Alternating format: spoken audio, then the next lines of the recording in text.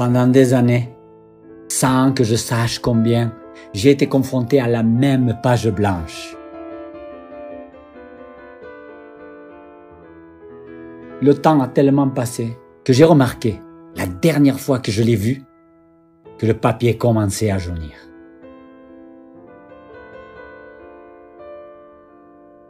J'avoue que pas un seul jour je ne l'ai vu.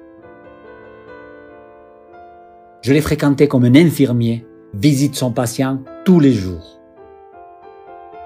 L'ancienne routine consistait à aller dans mon bureau, à prendre le dossier qui la contenait dans le tiroir de mon bureau, puis à m'asseoir confortablement, à l'ouvrir et à contempler pensivement la page blanche.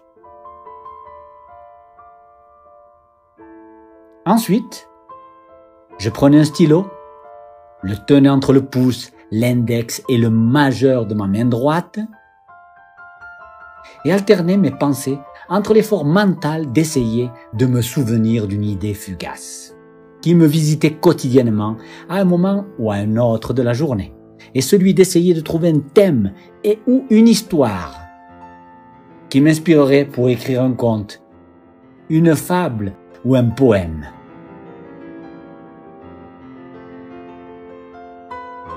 La routine se terminait par ma résignation.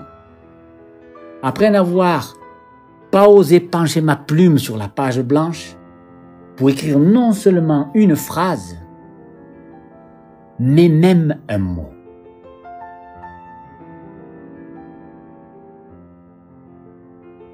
Je n'avais aucun souvenir de l'idée qui m'avait traversé l'esprit.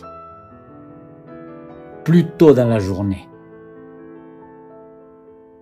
Et aucune nouvelle pensée créative ne m'était venue pour produire une idée inspirante.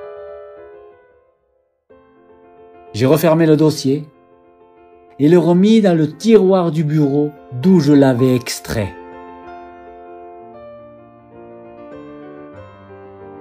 La routine se répétait jour après jour.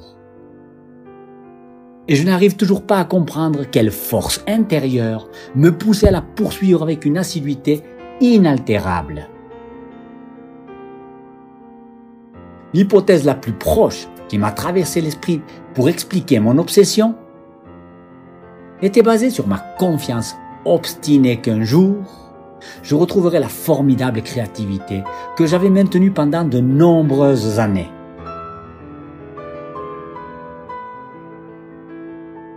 Ma conviction que les choses allaient redevenir comme avant. Quand je m'asseyais devant la page blanche, soit que j'avais déjà une idée claire de ce que j'allais écrire, soit qu'en peu de temps, de multiples idées me venaient, parmi lesquelles il y en avait toujours une qui suscitait mon intérêt immédiat pour la mettre sur papier. N'a disparu que lorsque j'ai lu un très bon article dans lequel il était avancé que si quelque chose mutilait la créativité, c'était l'entêtement à écrire ou à développer une œuvre artistique de quelque nature que ce soit d'une manière coercitive et désagréable.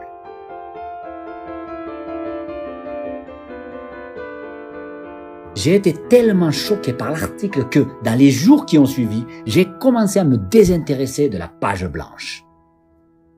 Jusqu'à ce que je finisse par enterrer complètement cette routine.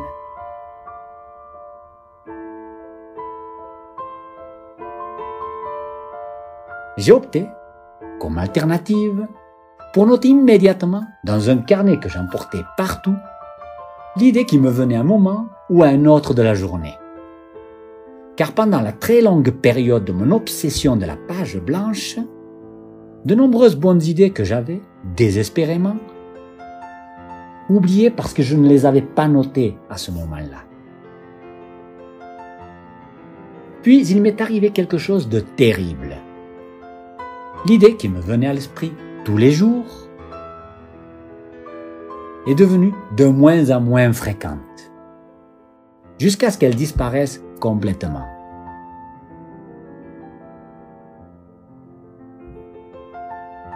J'ai voulu me tourner à nouveau vers la page blanche, après avoir cessé de la voir pendant un mois,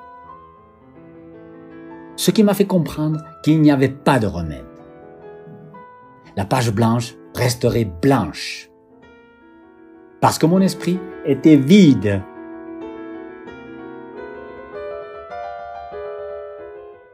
C'est donc avec une profonde tristesse que j'ai conclu que les jours de ma créativité littéraire étaient révolus.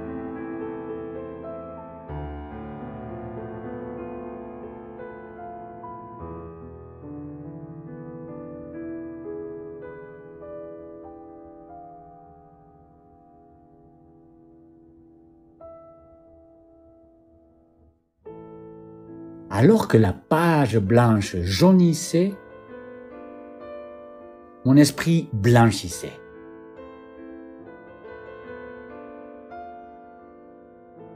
La candeur achromatique de la page blanche a cédé la place à une pâleur jaunâtre, expression de sa détérioration intrinsèque. Tandis que mon esprit s'obscurcissait,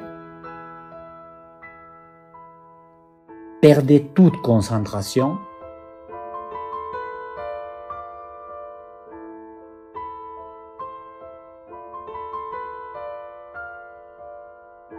prenait une couleur blanche, non pas lumineuse, mais triste, symbolisant la pâleur de la mort.